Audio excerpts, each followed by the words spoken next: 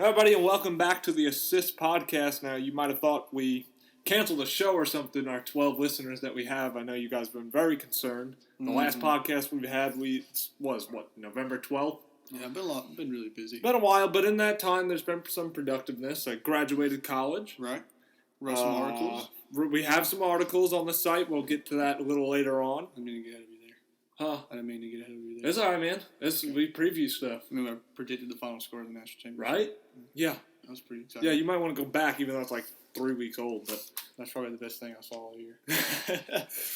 But we are eager to get back into the sport talk, so we're going to jump right in it. And our first topic today is something that's near and dear to the people of Spartanburg, Greenville, upstate South Carolina in general, even all across South Carolina. Nation. But Deshawn Watson. Interesting, right? Where is he going to get drafted? I don't know. I mean, if you think about it, before the NCAA or the BCS playoffs, he's the guy that's projected, second, third round? Yeah. That's where a lot of people are talking about.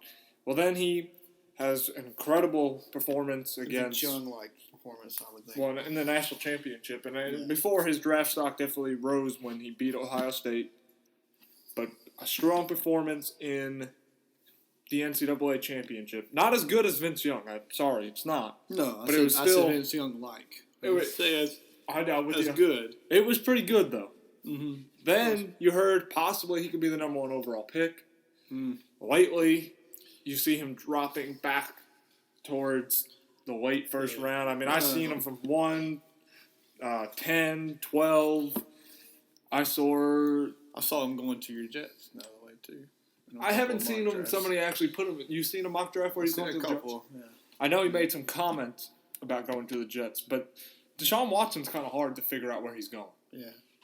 Honestly, I don't know if he is going to be taken in the first round. And there's still a lot of time from now and obviously to April when draft's actually going to happen. It's also combine performances. Me personally, I know he's made comments even about my Jets. He would like to be a New York Jet. I don't think the Jets would take him at number 6.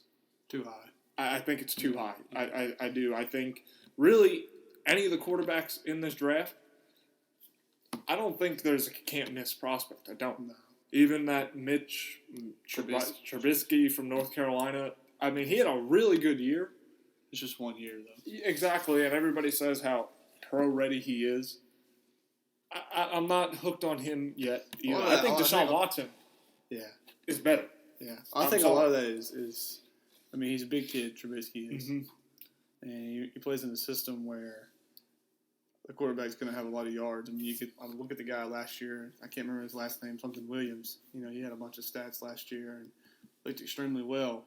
Trubisky just has all the numbers that you want, height, weight, can sling it down the field. But, yeah, I think Deshaun, you say can't miss. I don't think right away you look at him and say, wow, he's a can't miss prospect. Because he has a lot of up and down moments even at Clemson. There's stretches where he's just unbelievable. He's picking apart defenses, and then there's stretches where he's turning over the ball left and right. And that's the last thing the Jets need. We have quarterbacks that can do that all across our roster. Right. Or just in general for any team. Mm-hmm. Personally, don't think he will be a first-round pick. I agree with that. I agree. I think he goes, and you're going to think I'm crazy because I told you this earlier and you kind of looked at me like I was weird. Yeah, but I wouldn't be surprised if he goes to New England? Belichick. In the first round? First round. Even if McCaffrey's there? I think McCaffrey will be gone. I just have a strong feeling. Because here's my thing. I think Garoppolo, his value's been proven, well, at least for 3 or 4 games. That's Wally, everybody, by the way. We got a puppy, too. He wanted to be on the podcast. Yeah. So he's a big Deshaun Watson fan, so he wanted to tell us what he thought. Right. That's my wife banging on the carpet.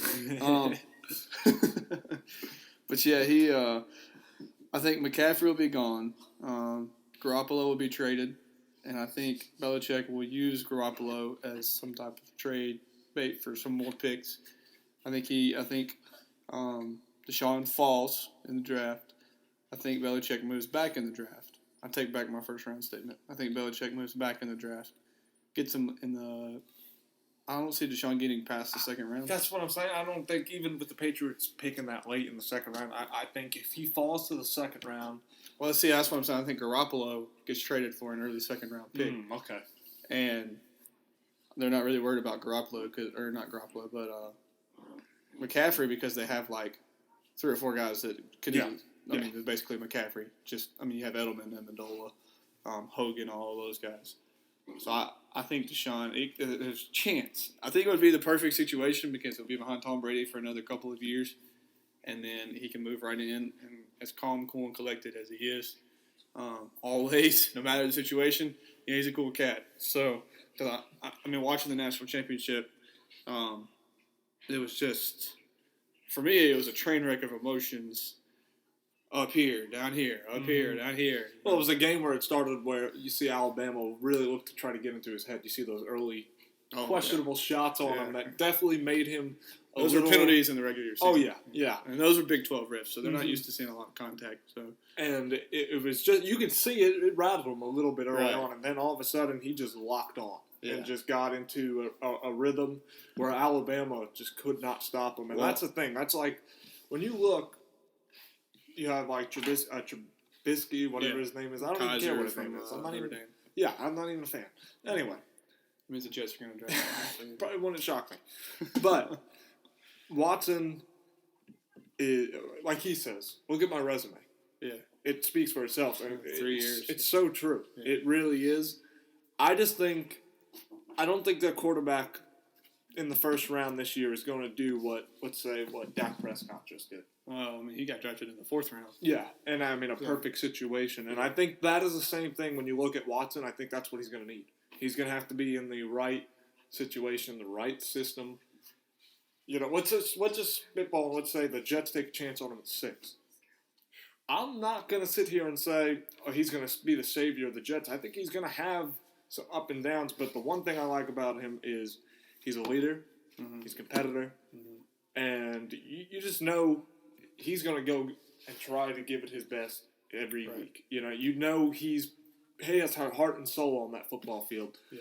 I have seen where there's been a couple of mock drafts where I'm not sure which team it is, but they have traded down, drafted Mike Williams, the receiver from Clemson. Yeah. And later on in the first round, they picked up Watson to go as quarterback. Well, that'd be an ideal situation right there, just to give him his best-known favorite target. Yeah.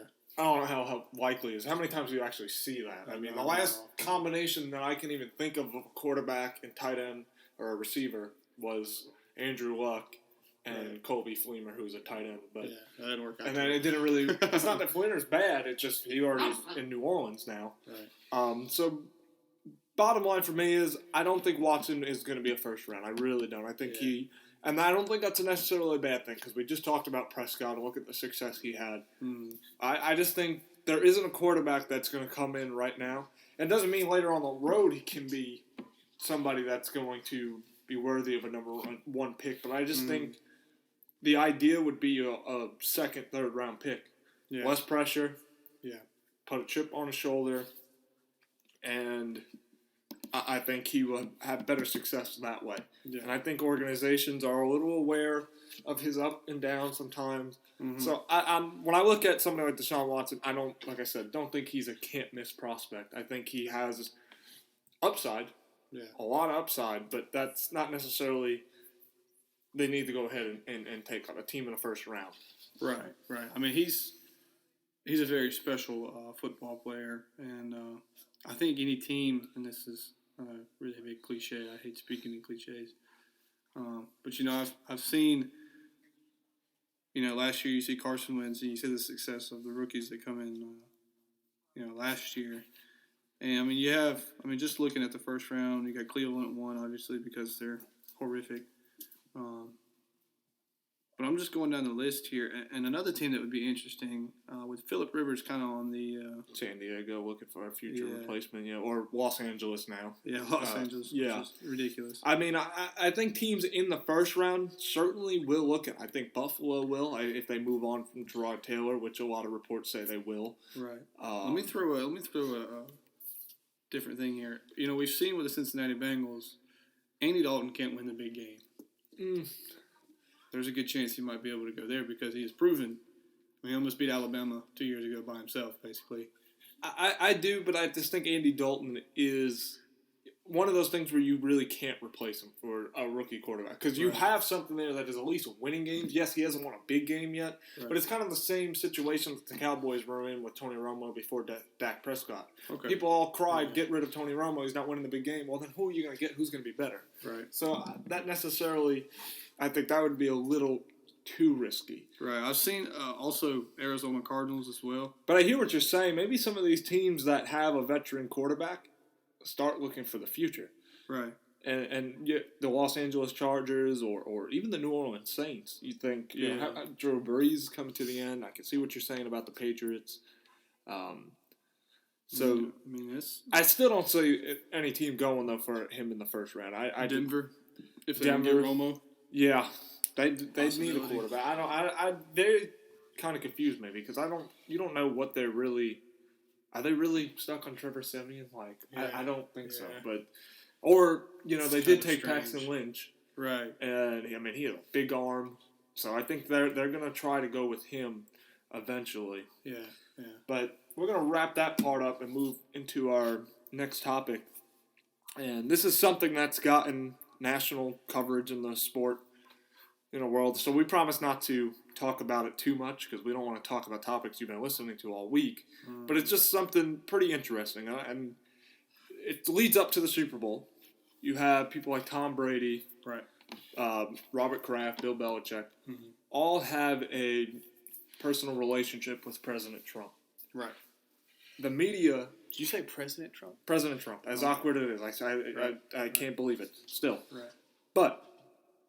Are you sure that he's the president? He is the president. Last time I checked, yeah, he's signing stuff left and right. Yeah.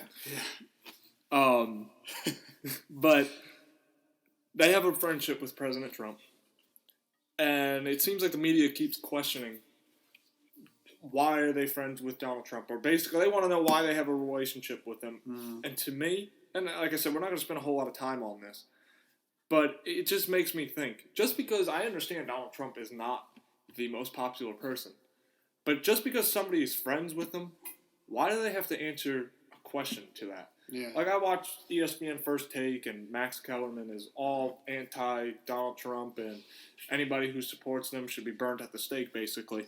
And he's one that says they absolutely should answer to this question: why are they friends with Donald Trump? And again, what I want to add to it is why are people even talking about it? Right. Why does this matter? Why does somebody like Tom Brady, Robert Kraft, or Bill Belichick even? I can't believe I'm actually defending them because I hate them. Yeah.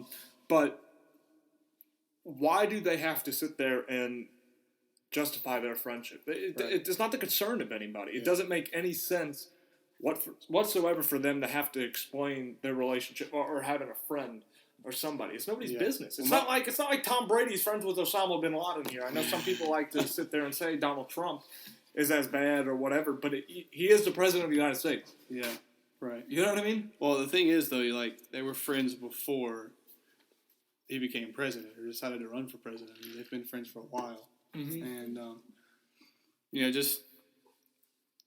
the one thing you hear about in the business world is you're not supposed to talk about religion and politics, and I think we've kind of taken that and shattered that completely. And we've brought politics into every. Well, I think ESPN especially. Yeah. Well, I understand how the election, and I mean, I'm tired of hearing about it at this point. But absolutely. They brought in politics, and I look at the last president, President Obama, very big in sports. So obviously he brought in a sport culture. So I don't know if it's that, and they feel the need that they have to talk about the president.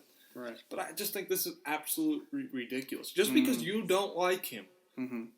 Does not mean that somebody else has to agree with you. Yeah. And if they don't agree with you, does not make them the ultimate worst person ever. And I just think society in general and anything is like that. If you are not in the majority, if you're out in the minority a viewpoint or something, it's like you need to be cast away or something. Well, obviously, he's not in the minority viewpoint because he's the president of the United States. Well, that's great, but Hillary Clinton, we're not getting into politics. She won the popular vote, just big numbers. So, but the point that I'm making is, though, just because somebody does not agree, why do they have to explain?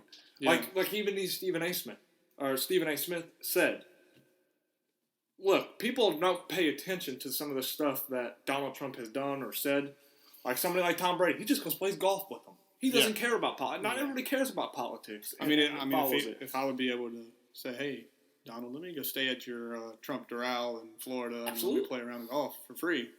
Yeah. I mean, why wouldn't you do that? But do you agree? Do you think do they have to answer why they're friends? No. They shouldn't. It should not. I don't see them asking any other player what their political views are. If somebody supported President Obama, will they ask why they were friends with President Obama? Yeah, why are they supporting him? I mean, yeah, exactly. I completely agree with that. I don't think they should have to answer that. I mean, that's all I really want to just talk about. Is that it's just ridiculous at this point. People just need to let it go. Yeah, I'm not saying I'm the biggest fan of Donald Trump either, but the point is, people should not have to answer to something like that. It doesn't make any sense. Right. I mean, that's our 5 minutes of politics there. Yeah. So we'll move on to the bigger football story. There is a Super Bowl to be played. Tonight, actually, yes. It's Super Bowl Sunday. Another year the Jets are not in it. What else is new? I'll just watch the commercials. Right. But Caleb, really quick, let's get into this matchup. Do you think the Atlanta Falcons have a chance? Yes. And everybody's, I think, everybody wants them to win because unless you're from Boston or from Massachusetts. Or a bandwagon Patriot fan. Yeah. You're really not a Patriot. You don't want the Patriots to win. Exactly. As great as Tom Brady is, I still want Atlanta to win, personally. I think Atlanta has a chance because they're extremely talented on offense. As good as, New England's defense is, they really, if you look at their schedule this past year, they really haven't played a really great quarterback. I mean, last week they had Big Ben. Well, and lead offense. Even still, though, Le'Veon Bell leads that game. That changes the entire offense. Changes the game plan. Steelers. So I agree with that, and I've never believed that the New England Patriots defense is that good because they're not. The only thing I can say about the Patriots defense is they're able to make winning plays. For whatever reason, when there's a big play that needs to be made, look at the Super Bowl a few years ago with Malcolm Butler, just comes out of nowhere. They always seem to make a play like that. Right. That is the only thing I can say about that defense. Yeah. I don't want to blow up on matchups and stuff like that because I'm sure the few listeners that we have probably heard enough coverage about the Super Bowl matchups and stuff like that. Personally, though, I just don't feel like Atlanta is going to have a big chance to win this game. I just don't, because if you have, I think Matt Ryan's going to make plays. He won the MVP this year. Right. He has Julio Jones. He has a lot of weapons on offense. But I think what it comes down to is Tom Brady just has more weapons. Right. I mean, everybody made a big deal about Chris Hogan. Chris Hogan's not a bad receiver, but it helps when you have 9,000 targets to throw to. It could be Michael Floyd. It could be Julie Alderman. It could be Amendola. It could be anybody. Deion Lewis. James White. Martellus Bennett. They just have a handful of weapons, and I think it's just too much. Right. I think it's too much to handle, and that's just the way it's been all season. Could you say the same thing about Atlanta, though? Sanu, Julio Jones. It's not the Patriots, though. It's not. Yeah. I agree, but I think this game's going to be high scoring. I think it will. My prediction is 34-23. I think it may appear close, but in the end, it's just going to be too much to handle. Brady's going to make his plays, and I'm telling you what, he's out for revenge, and he's been out for revenge since Week 5 when he got off his suspension. Well, it happened. He also happened to play Cleveland that week too. So. Yeah, but still, when you don't play any in the preseason and just show up on the football field and you're throwing the ball around, 370, I think is what he opened up with. Yeah, it's just not. It's just totally different, and I hope I'm wrong. I'm hoping that it's a shutout. Yeah. That I want a good game. I don't. Just the heck with the Patriots, but Yeah. I just don't. I think they're gonna win. I do. And that's gonna wrap it up for the NFL segment. When we come back, we'll be getting into the NBA.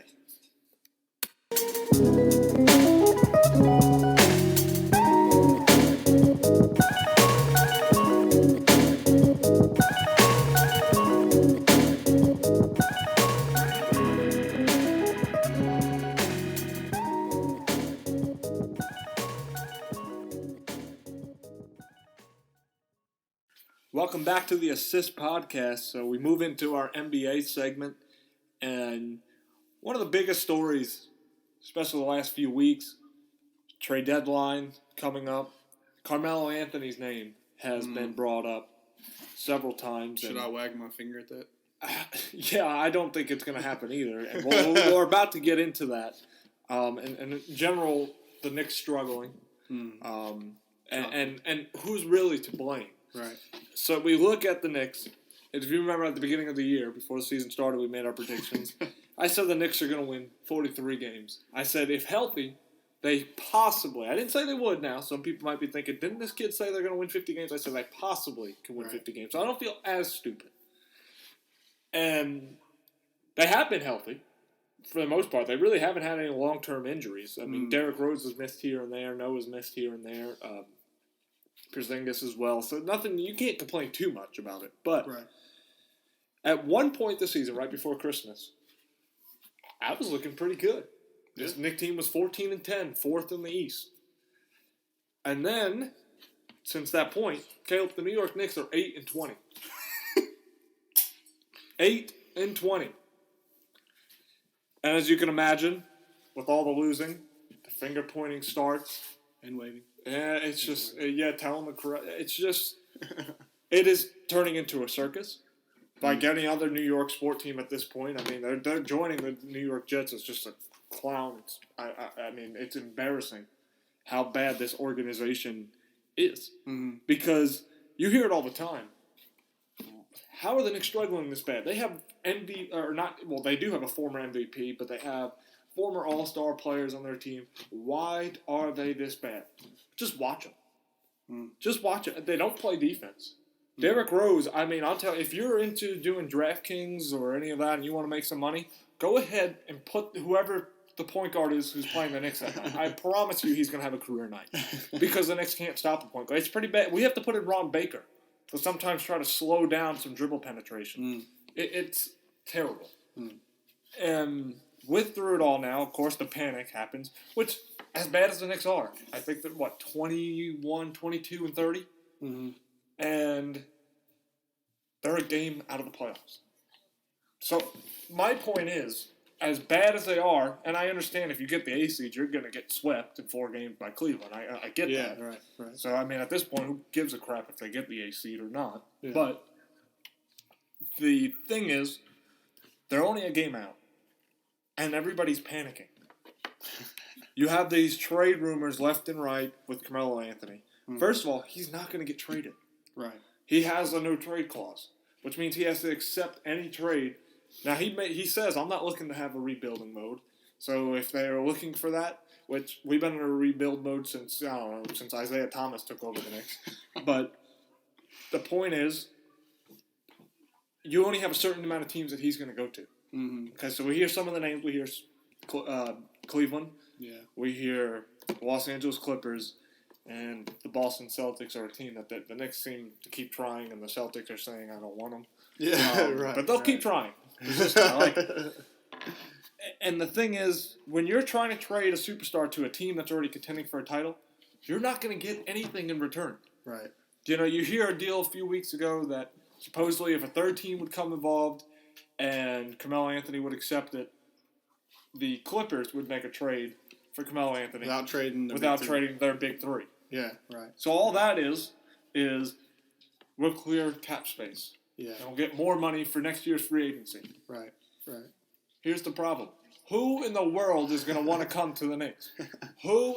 People are watching what Phil Jackson is doing to Carmelo Anthony right now. Yeah. They're thinking, no, thank you. I don't want to play with that idiot. Yeah. I mean, he made LeBron James the most maddest person in the world by calling his group a posse. Right. The guy's an idiot at this point. Great NBA coach, won championships, great. His time's up. Get out of the league. Oh, I mean, come on. I don't care. Let's slow down here. Get out of the league. He had MJ, Scotty. Well, he still did a good job of coaching, but the point is, he's done. He's out. Shaq. Phil Jackson can no longer. I don't even think he's all there in the hit. Right. I'm just gonna be honest. It's probably all that weed he's been smoking. Exactly, the hippies. But so people are also looking who to blame. Is it Carmelo Anthony? No. No. I mean, does Carmelo Anthony make his teammates better? No. Does he hold the ball a lot for about 15, 16 seconds on the shot clock? Yes. Does he play defense? Absolutely not. Right. Ivan make basket. It's his mindset. And then people even point the finger at Jeff Hornacek. Yeah. How many head coaches have the Knicks been through in the last 10 years? He's a decent coach. He really is. I'm so tired everybody just wants to blame the coach. Right. Well, let's blame the people who need to be blamed. James Dolan is the most dumb. He's rich. He has a lot more money than me, but you're an idiot. Phil Jackson, an idiot. Yeah. Absolute idiot. Yeah. Seems to be in everybody else's business, but doesn't want to fix the Knicks. We have somebody like Sasha Vujic on our roster. Exactly. I'll give him credit. He helped beat Brooklyn. Because apparently our starters could not beat Brooklyn. So he had to come in and help. I'll give him credit for that, okay? Isn't that guy that has, he can shoot the three pretty well? He used to play for the Lakers, and he's somewhat relevant. Somewhat relevant. Right. But he sucks. Okay? Sucks.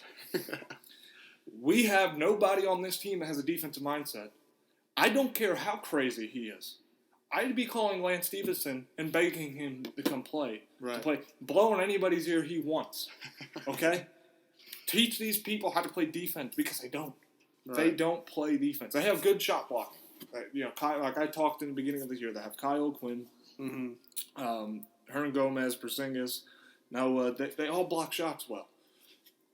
But it's wide open layup still. It's wide open three still. So the blame of all of this, it's not Hornacek, it's not Melo. A trade's not going to happen. As people are looking every day, trying to figure out if it's not going to happen. As bad as Phil Jackson wants it to happen, it won't happen. There's not going to be a deal unless if he completely screws the Knicks over and pulls an Isaiah Thomas, makes a dumb trade, brings in no value, are hoping on the chance of landing a free agent, which we won't.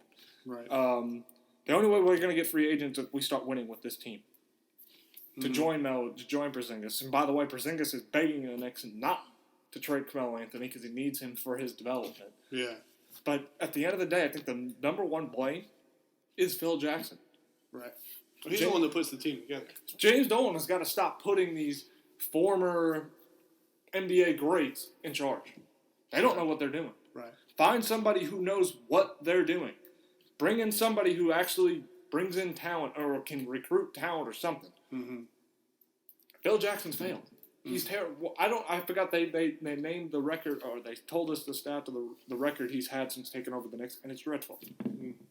I mean, including that 17-win season not too long ago. I mean, he got Porzingis, though. He's got Porzingis, and he has got good young talent. That's it. That's the only reason why I give him a little bit of credit. Right. They did a thing yesterday. What grade would they give him? And I was like Michael Wilbon, and I said C-. Right. For getting Porzingis and some of these younger talents. Ron Baker, Kaminskis, Hernan Gomez. But other than that, done nothing. Like, nothing. Yeah. And I'm tired of watching. I spend a stupid amount of money to watch these losers. Yeah. Didn't, was it Derrick Rose that said yesterday, or maybe it's a couple of days ago, that if they want to move on, it could mean that they get rid of him as well? Yes, he said he acknowledges the chance of being traded. Who's taking Derrick Rose right now? Unless if you're just another move where you're going to get some production. You're not going to get any defense. But you're taking on a lot of money. And I understand that's going to disappear at the end of last year. You know what Derrick Rose said? He's looking for a contract of $150 million next year. No chance. For what? Right. For you to put the ball in 16 times a game, but give up 42 to the opposing point guard? Or not even telling the organization, I'm just going to go skip a game. I understand he had family issues. Right. That was another thing. Just disappeared. The Knicks didn't know where he was. Right. You want $150 million. Right. Only the Knicks. Only the Knicks. They are just a complete circus act, and it's. I hate them. I gotta stop spending money on them. But moving on from that rant, there was other headline news this week of a feud. Once again, Charles Barkley in the center of it with LeBron James. Right. So we all know what happens. Basically, Charles Barkley calls out LeBron James for complaining about the team roster that Cleveland has, wanting more talent. And questions his will to compete. Yes. And now the question is, who is right? LeBron. You think Hold on. Let's think about this. Who has faced more hate in their career, any sport, other than LeBron. He is the most hated athlete. Well, it comes with winning. When you win a lot, that's what's going to happen. Well, here I'm just gonna list this for you here. All right, LeBron James, 4 MVPs. He should have about 8. He should have won the MVP last year. He's an MVP every year. Yeah. He let's see, 3 finals MVP. 10 in All NBA first team selections. He's top 5 now, top 10 in the all time scoring list. He just went over 28,000 points last night. Right. He's top 10 in all time, I think, scoring, assists, and steals. And so Barkley is questioning his competitiveness, and I love Shaq because if you see the inside the NBA on TNT, well, Shaq told him you never won championships before. Basically, right. Shaq calls him out, and I love that, and so I'm on the side of LeBron here because it's about time that he, as Dwayne Wade said, it's about time that he's called somebody else out. I mean, how often is he made fun of because of his hairline? Mm-hmm. Now, I get it. He tries to save it because he's got a lot of money and he can put whatever's on top of his head on top of his head. I get that. Charles pokes fun of him about that. And, I can't imagine being LeBron and scrolling through your Twitter feed, which I'm sure he's probably fed up with this anyway. He probably doesn't do this, but to see the mentions that people have and the trolls that are on there, people just calling you whatever, trying to spread stuff about you and all this, because we all know that fake news is a big thing now in the media, especially by our president's calling the media out and his press secretary. But that was a couple topics ago. But you just can't ever go without talking about Donald Trump. Right. I don't think it's possible. Right. I mean, I am completely with LeBron in this. Barkley's called him out before, and I mean, he just basically called Charles Barkley a hater and listed out the things that he's done in his career. Well, I liked what Charles Barkley had to say going back. Like, I'm glad he Googled me. I thought that was pretty funny. He definitely did his homework. Where I stand on this, if it's even possible, I'm taking both their sides. I think they're both right in this instance. Here's the thing. I start with Charles Barkley's side. He questions LeBron's competitiveness. Mm-hmm. But and that is the part that I disagree, and I'll get into that in just a second. But where I do agree with Charles is you have played GM since the moment you came back to Cleveland. Right. Okay? You have Dan Gilbert spending stupid amount of money. Right. You have complained about Tristan Thompson when he wanted to get paid. Pay the man. Yeah. You complained about J.R. Smith. Pay the man. The checks are being cashed out by Dan Gilbert. Right. He's spending the money. He's doing what is asked. Now, I understand what LeBron James is saying, that every year you do have to seem to make some kind of move to better improve your team, and especially when you watch who you need to stack up against. Mm-hmm. Right now, I don't think Cleveland could beat Golden State in a 7-game series. No. So I understand they're going to have to find something else. But it's not going to be in one of these superstar deals. They can't do that. You look at like Carmelo Anthony for Kevin Love. What sense does that make? What is that going to do? It doesn't make any sense. It doesn't make any sense. Right.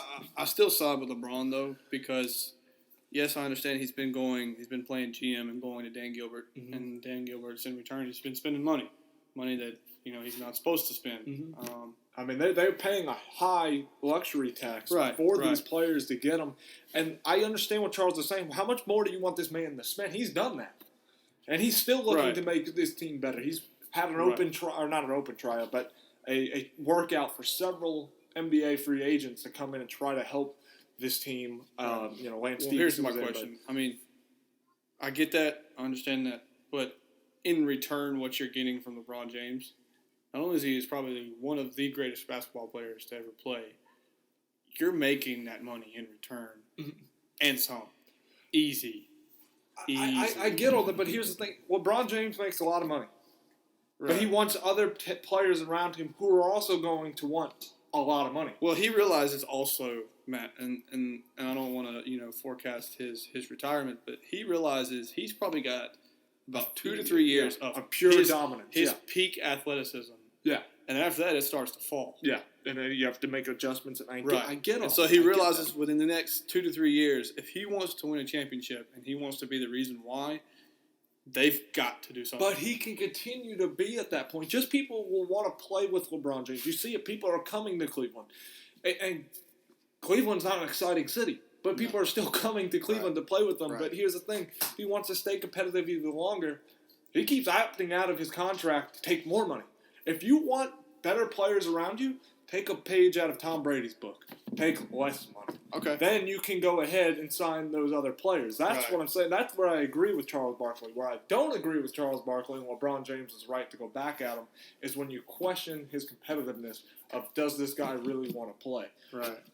I mean, they were down 3-1 in the finals. That is too far. I mean, if you watch LeBron James, don't ever question if he's competitive. Ever. I mean, he's had moments where he's like anybody. Like this first time in the or with Miami Heat, right, against Dallas a few years ago, he checked out of that finals. He was terrible. Right. But don't question his competitiveness. I mean, you can't. Just watch him play. Right. I mean, he's screaming at everybody for screwing up. He still dribbled the ball. He dribbled the ball out of yes. Yeah. Mary Chalmers was actually invited to that workout thing. I've heard also Darren Williams is a name that people have been talking about. If the Mavericks buy him out and waive him, then he could be one of the backup point guards. Because I mean, I was watching the game. Well, that's what they need. They need a backup point guard. But I also think they need another forward. Right. Somewhere along the line that actually can play defense, add a little scoring. Right. I seen last night, and they were killing the Knicks last night. And but then you can see how they just checked out of that game and allowed the Knicks to get in. They let Brandon Jennings go on a tear. Right. I mean that you see their options that they have at point guard. I mean, Kay Felder had a stretch there for around 3 to 5 minutes where he just dribbled and that was it. And he put up terrible shots. And the ball was either stolen. Brandon Jennings ripped him a couple of times late in the third quarter. So I could see LeBron's frustration. He's saying, hey, look, I get LeBron makes some of the decisions. He doesn't make all of the decisions. They still have an open roster spot, and they haven't done anything with it. Yeah. You know? And they people were making a big deal out of this luxury tax. Look, those owners are making their money back tenfold, okay? Especially when you have LeBron James on your team. And so, I mean, I'm on the side of LeBron here. So I like I said, I see both sides of it. I don't agree with Charles said about the competitiveness. That LeBron James is my favorite player, has been since he's entered the league. He's been my biggest role model. But I do understand where LeBron does come off a little whiny here. Right. But to question his competitiveness was just out of line by Charles Barkley. You can't question LeBron James' competitiveness at all. It's not that he doesn't want to compete. He wants to win, and he understands that this team right now probably doesn't win. What team does? I mean, really though. I mean, when you look at something like the Warriors, I mean, it's pick your poison with them. It's just Durant. The other night, Durant and Curry both had at least 26 points. I mean, they lost last night, the Warriors, I think, in overtime. Kings, yeah. Look at Durant, only had 10 points. So that's the only way you can beat them if they have a shooting night like that. Yeah. They just but here's the thing, that's not going to happen in 7 straight games. It won't. Yeah. So, all right, well, we'll move on to our last topic, and we won't spend too much time with this one either. Just a few points. And obviously, a few weeks ago, All-Star roster's name, and we see that Russell Westbrook is a reserve, not starting over Stephen Curry. Should Westbrook be the starting All-Star, the starting point guard in the All-Star game? Yeah, definitely. Yeah, definitely. I think averaging a triple. I think we'll both agree here that the All-Star game became a personality contest, and obviously because Stephen Curry is now so popular, right? He's going to get the vote. I mean, Sasha Pachulia was even getting a stupid amount of votes just for playing for the Warriors, right? And I understand that you don't want to take that aspect away of letting the fans vote, but it shouldn't have that big of an impact. No, because stupid stuff like this happens. I mean, Russell Westbrook, I feel terrible for him, first of all. Right. I mean, Kevin Durant just walks away. And, I mean, this man has to do everything. Everything. And it makes me wonder, how long can he actually do this without his body breaking? He literally has to do everything. Right. He's playing the 1 through 5 position. And all the triple doubles he has. It's to me, I think he deserves to be an all-star, and I don't think he even cares. Like he says, it's not the end of the world. Right. But I don't think how you can't reward somebody who has had to go through all the loss that he's had to with Kevin Durant just leaving, and he's literally carrying OKC on his back each and every night. Right. Now, Stephen Curry is a great player, but if he has a bad night, they're still going to win. They have Klay Thompson, Draymond Green. They're still going to win. Right. Russell Westbrook does not have that luxury, and certainly should be starting in this All-Star game, and I think it's a joke that fans get to choose that. Taking away from somebody who actually deserves it. Right. Absolutely. And I think that's going to wrap it up for our NBA discussion. When we come back, we're going to get into the NCAA men's basketball for the first time this season.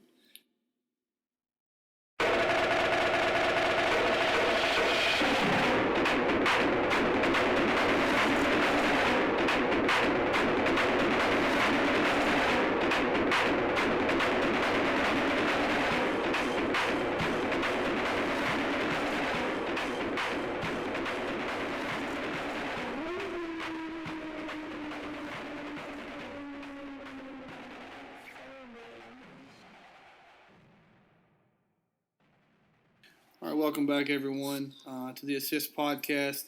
As we mentioned before the break, we're going to talk about some college basketball here, just for a few moments.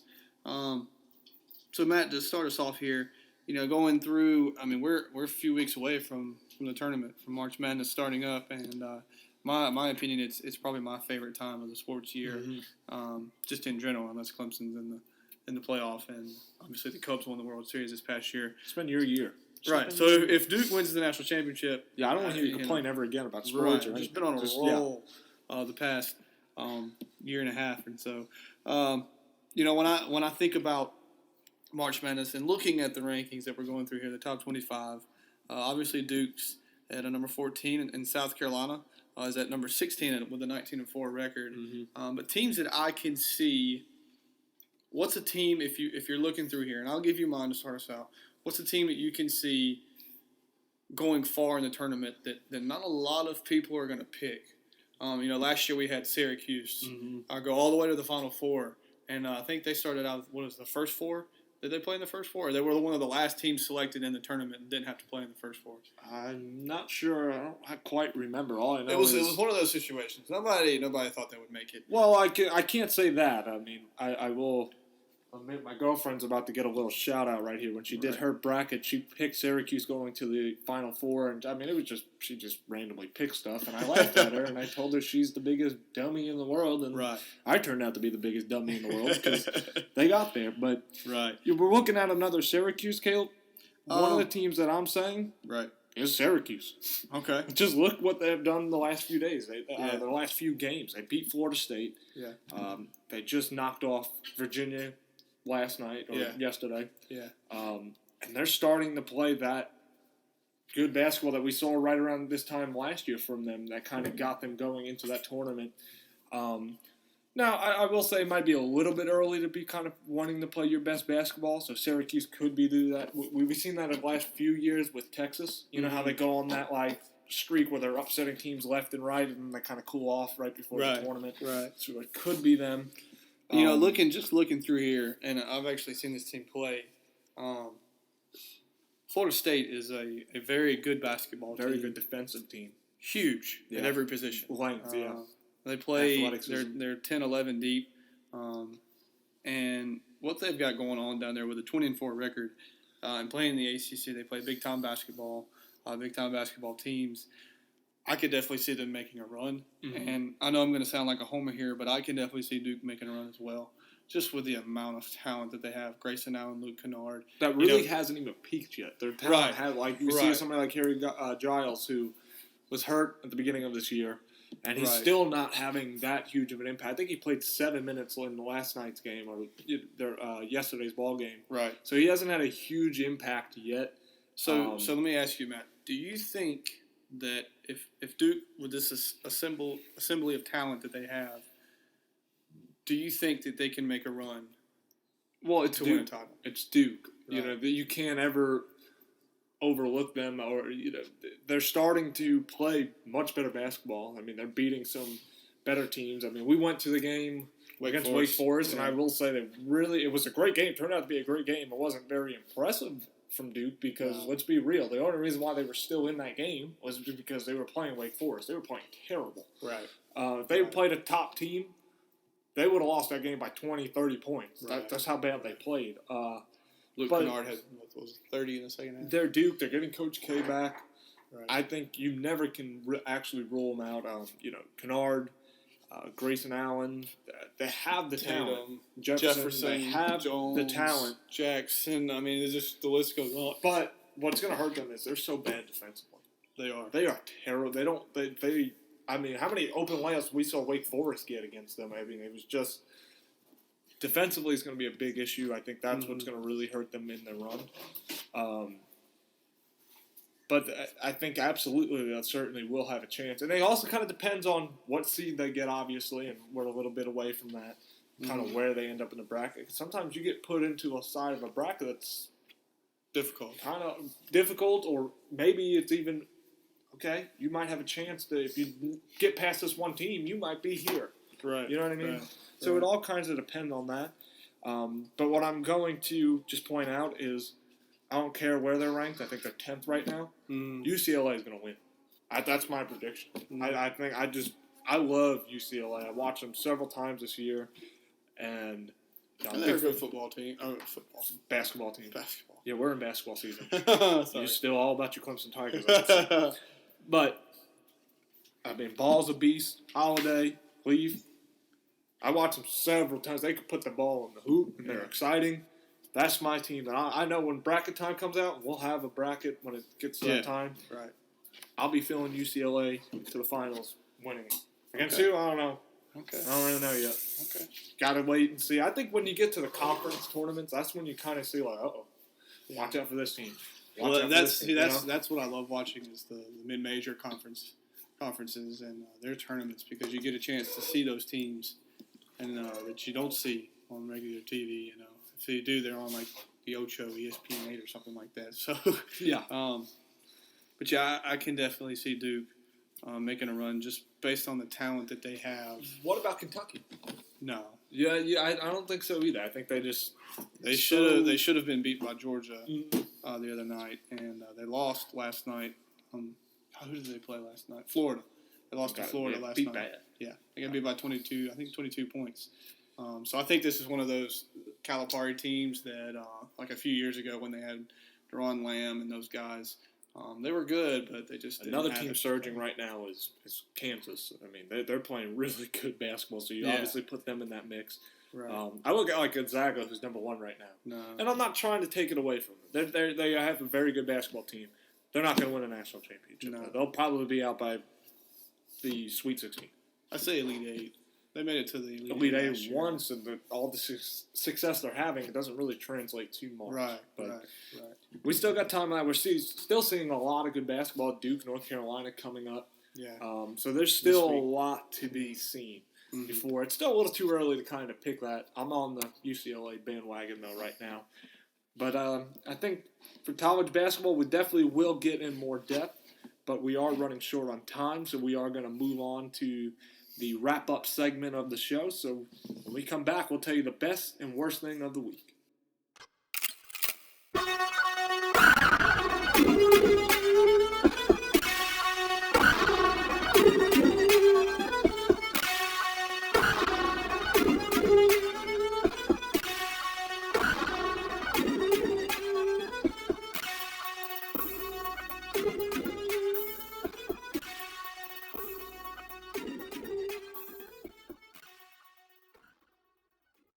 All right, everybody, this is the wrap-up segment of the Assist podcast, and I wanted to tell you a little bit about the work that we've been doing on the website. I know we've been not hosting a podcast since November. Part of it was we were continuing to work on improving our website for very few followers that we actually have, hoping to gain more. But we have more than just podcast now. We have sport articles ranging. We have obviously my little biased views of New York sports, but we have national sports, college sports. We'll have fantasy sports. There are several articles on there right now. And again, the website is theassistpodcast.wordpress.com. So if you have not gone to it, come check the site out. And we also appreciate any feedback on how we can make it better and even more entertaining for our followers. And we're going to wrap up the show with the best thing and the worst thing we saw this week. So for the best thing I saw this week, Caleb, I'm going to go with Yogi Ferrell. Right. And his performances that he's been having with the Dallas Mavericks. This is a guy that couldn't even make Brooklyn's team. All right? He was a very good basketball player. I don't even think he was drafted. You're right. Out of Indiana.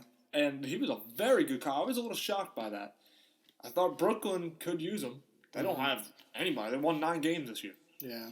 And he couldn't even make Brooklyn's roster. He gets signed to a 10-day contract by the Dallas Mavericks, and the dude is just balling. Yeah. 29 points the other night. Now there's talk that he's going to get a 2-year contract. And I think that's just great. I think it was a guy that's been overlooked. And it's just good to see that he is having such a strong start with Dallas. I understand he's not going to have those kind of nights against Portland or like he did against Portland.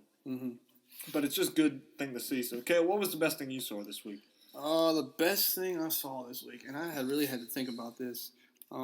My wife wanted me to say her, and she is the best thing I see every week. Brownie points. I love you, boo-boo. I'm going to go off on a limb here. The best thing I'm going to see this week, I haven't talked yet, it's the Puppy Bowl. The Puppy Bowl? Are you kidding me? Hey. You going to watch that? No. Okay. I'm going to see the pictures of it. Okay. All right. Because it's cuteness overload, according to the website that I'm looking at here. And so I'm looking forward to the Puppy Bowl. I'm gonna see it on demand. I'm gonna watch it for like 5 minutes. All right, because I got a puppy now. So I'm looking at the prospect of getting my puppy to the next Puppy Bowl. So that's the best thing I'm gonna see this week. So Mal, what's the worst thing you saw this week? Well, I'm not just gonna stop you right there. And we've been friends for about 10 years now. And I'm questioning our friendship after this one. Not really, but still. Puppy Bowl. I guess I'm hating. I guess. Now, the worst thing I saw this week, and I'm just going to go on this little fantasy football rant, okay? Oh, boy. All right? Matt Ryan wins MVP, okay? Not this season. I did not have him on my team this season.